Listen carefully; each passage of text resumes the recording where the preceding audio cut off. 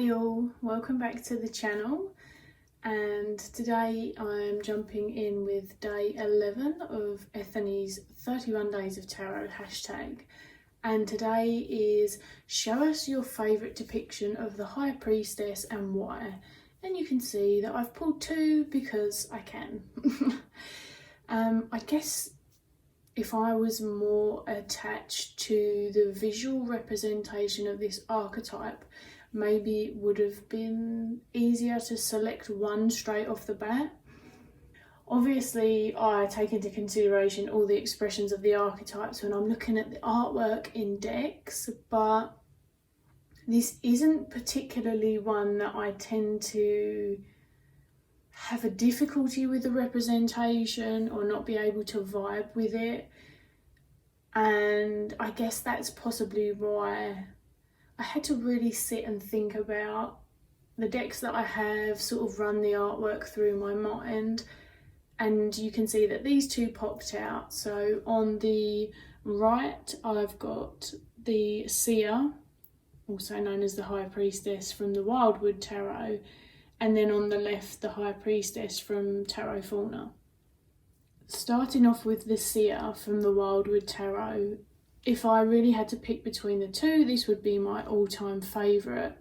And the reason that I like this particular depiction is because it feels much more like a becoming, an actionable presence.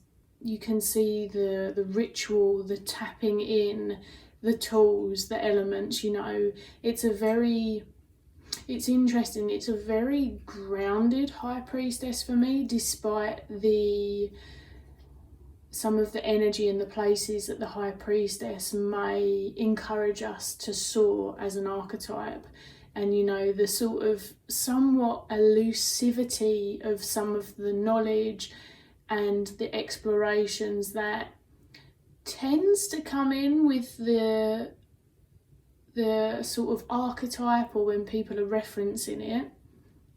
And I certainly don't feel like it's one that we're tapped into all the time, but just some of the depictions, I guess, they don't really move me. I don't feel like the picture is something that I can resonate with and feel, so that I can tap into it in a very bodily, soulful way. A lot of the depictions feel a lot colder to me, and I think that often that elusivity or the unknowns or the searches, they can often be represented in quite a cold fashion or quite a still fashion, and I guess that just doesn't resonate with me on a personal level. I don't feel that it has to be like that in order for us to tap into that energy.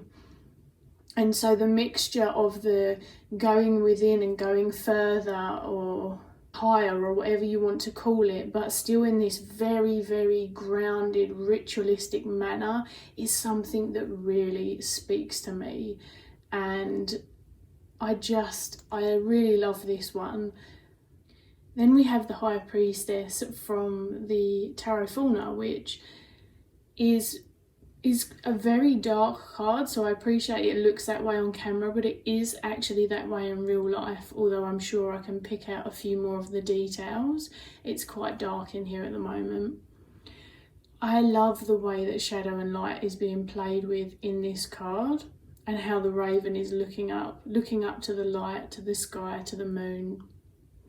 The colour choices here do a lot for me, because those pink and purple sort of galactic hues really give me a kind of ethereal, magical, otherworldly vibe.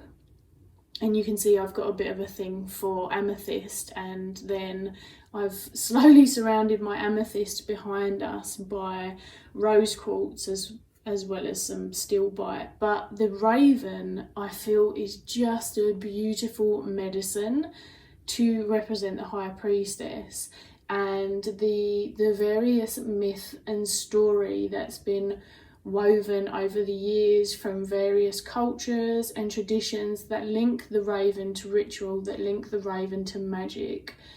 to wisdom, to aspects of the unknown, to the crossover. And I think that is a really powerful animal and a really powerful metaphor for this energy, which I do enjoy it not being represented by a human sometimes, because I feel sometimes the focus can then become on the person. And a lot of the time for me, the tarot is representing energies that we are tapping into as opposed to external people. I'm sure that they can and they do represent external people, but I think very much of how we're looking to tap into our own inner priestess. The high priest or the hierophant, for example, is another one that I feel too often can seem like an outward being or teacher, and sometimes that is what they're representing, but there's a lot to be said for engaging with that internal journey through accessing wisdom and learning. And when I say wisdom, I don't just mean all of the profound knowledge accessible, but the kind of learning experience and releasing beliefs that once were and now no longer fit or are no longer ringing true. And there's something about coming away from the human presence with this sometimes that I think can be quite powerful. So this is another one that I really, really enjoy, and I didn't want to leave it out because I think it's just a particularly beautiful representation of Raven. So there you have it. That's my 2 high priestesses and a little bit about why, and I'll see you again tomorrow.